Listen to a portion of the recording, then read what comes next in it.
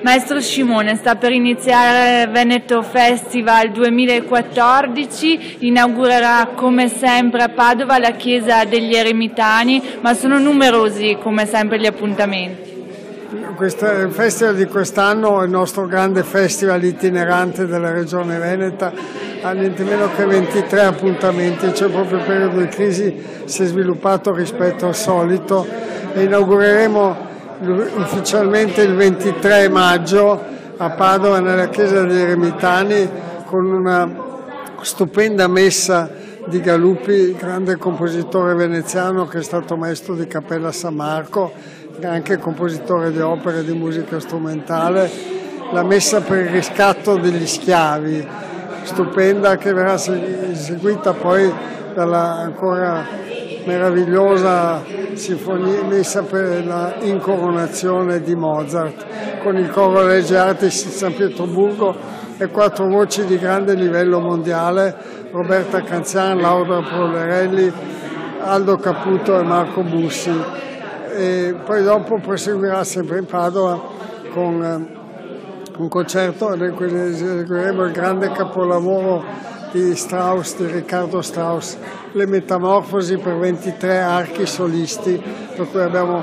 radunato una straordinaria squadra di solisti strumentali, è l'unica composizione che esiste per 23 solisti, è una composizione storicamente molto importante perché è scritta sulle rovine della Germania nazista, una specie di commento sulla grande parabola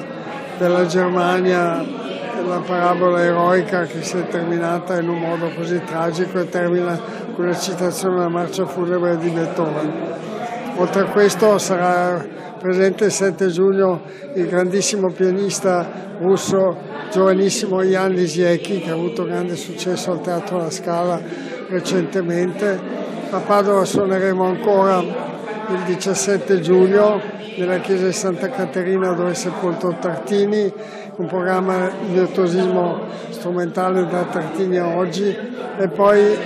in un'altra sede da definire probabilmente l'Odeon Cornaro il 24 luglio. Oltre a questo importantissime le collaborazioni col Teatro della Fenice nell'ambito del Festival Lo Spirito della Musica in Venezia, in cui suoneremo con Uto Ughi mentre con Uto Ughi suoneremo anche a Verona nel Teatro Accademico, che è il Festival del settembre dell'Accademia, e nel Veneto Festival contemporaneamente, sempre con Uto Ughi, in questo teatro che è stato inaugurato dall'Opera Vivaldi La Fidanninfa. Poi il nostro festival spazia nelle più grandi città del Veneto, a parte il fatto che tutte le città del Veneto sono grandi, non esistono città minori per quanto riguarda l'arte e la cultura. Suoneremo a Belluno, sempre con Uto Ughi, andremo fuori Veneto ancora invece con Salvatore Accardo a Bologna. Con Salvatore Accardo suoneremo anche al Teatro Comunale di Treviso e poi suoneremo in un'infinità di luoghi molto belli, a Sicilia, al Teatro Zancanaro per il Festival Pianistico Friuli Venezia Giulia e così via.